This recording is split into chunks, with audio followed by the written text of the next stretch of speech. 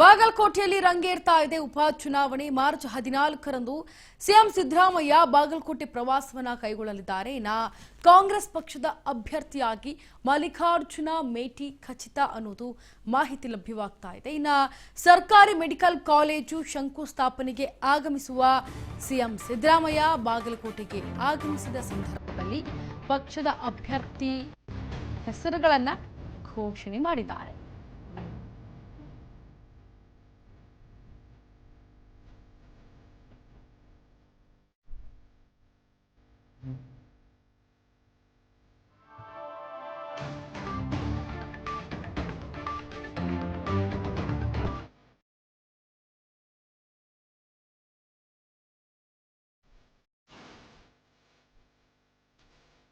ನೋಡಿ, ಸರ್ಕಾರಿ medical college ಶಂಕುಸ್ಥಾಪನೆಗೆ ಆಗಮಿಸುವಂತಹ CM Siddaramaiah ಬಾಗಲಕೋಟೆಯಲ್ಲಿ ಆಗಮಿಸಿದ ಸಂದರ್ಭದಲ್ಲಿ ಏನು ಪಕ್ಷದ ಅಭ್ಯರ್ಥಿ ಹೆಸರುಗಳನ್ನು ಘೋಷಣೆ ಮಾಡಿದ್ದಾರೆ.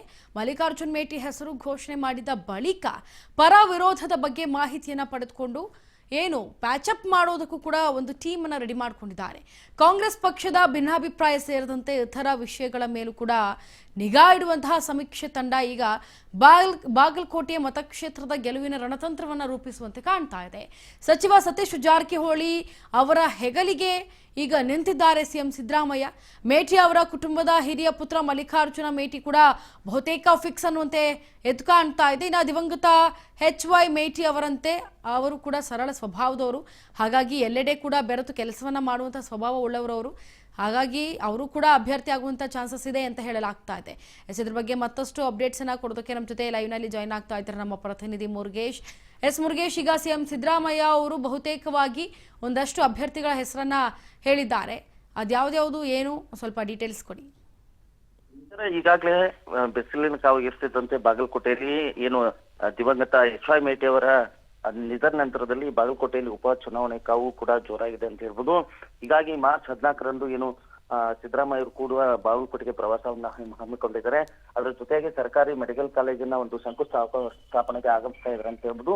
ಹೀಗಾಗಿ ಕಾಂಗ್ರೆಸ್ ಪಕ್ಷದ ಅಭ್ಯರ್ಥಿಯಾಗಿ ಮಲ್ಲಿಕಾರ್ಜುನ್ ಮೇಟಿ ಅವರು ಏನು ದಿವಂಗತ HY ಮೇಟಿ ಅವರ ಹಿರಿಯ ಸುಪುತ್ರ ಅಂತ ಹೇಳ್ಬೋದು.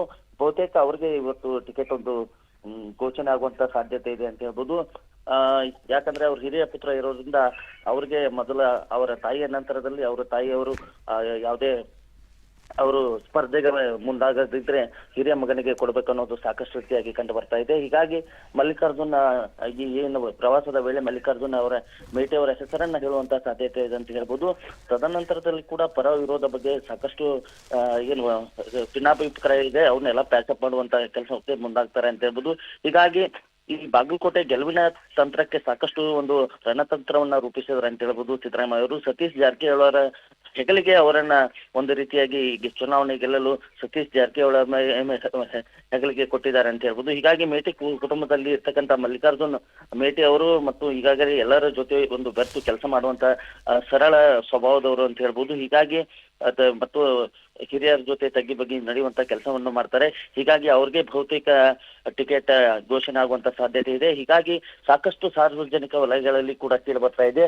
ಅವರ ಸುಪುತ್ರಿ ಇರ್ತಕ್ಕಂಥ ಮಹಾದೇವಿ ಆಗಿರ್ಬೋದು ಮತ್ತು ಬಾಯಕ ಅವರು ಕೂಡ ಟಿಕೆಟ್ ಆಕಾಂಕ್ಷಿಗಳಿದ್ದಾರೆ ಮತ್ತು ಅವರ ಕಿರಿಯ ಪುತ್ರ ಉಮೇಶ್ ಕೂಡ ಆಕಾಂಕ್ಷಿಗಳಿದ್ದಾರೆ. ಆದ್ರೆ ಎಲ್ಲ ಒಂದ್ ಕಡೆ 4 ಜನ ಇಬ್ರು ಸುಪುತ್ರಿ ಮತ್ತು ಇಬ್ರು ಪುತ್ರರ ನಡುವೆ ನನಗೆ ಟಿಕೆಟ್ ಕೊಡ್ಬೇಕು ಅನ್ನೋದು ಸಾಕಷ್ಟು ಇದ್ರೂ ಕೂಡ ಅದರಲ್ಲಿ ಜೊತೆಯಾಗಿ ಹಿರಿಯ ಪುತ್ರನಿಗೆ ಒಂದು ಟಿಕೆಟ್ ಸಾಧ್ಯತೆ ಹೆಚ್ಚಾಗಿದೆ ಅಂತ ಹೇಳ್ಬೋದು. Inchara Murugesh, thank you so much ನಿಮ್ಮೆಲ್ಲ ಡೀಟೇಲ್ಸ್ಗಾಗಿ. ನೋಡಿ, ಬಾಗಲಕೋಟೆಯಲ್ಲಿ ರಂಗಾರ್ತಾ ಇದೆ ಉಪಚುನಾವಣೆ. ಮಾರ್ಚ್ 14ರಂದು ಸಿಎಂ ಸಿದ್ದರಾಮಯ್ಯ ಬಾಗಲಕೋಟೆ ಪ್ರವಾಸವನ್ನ ಕೈಗೊಳ್ಳಲಿದ್ದಾರೆ. ಅಲ್ಲಿ ಬಂದ ನಂತರವೇ ಗೊತ್ತಾಗುತ್ತೆ. ಮತಕ್ಷೇತ್ರದ ಗೆಲುವಿನ ರಣತಂತ್ರವನ್ನು ರೂಪಿಸುವಂತೆ ಕಾಣ್ತಾ ಇದೆ ಬಾಗಲಕೋಟೆಯಲ್ಲಿ.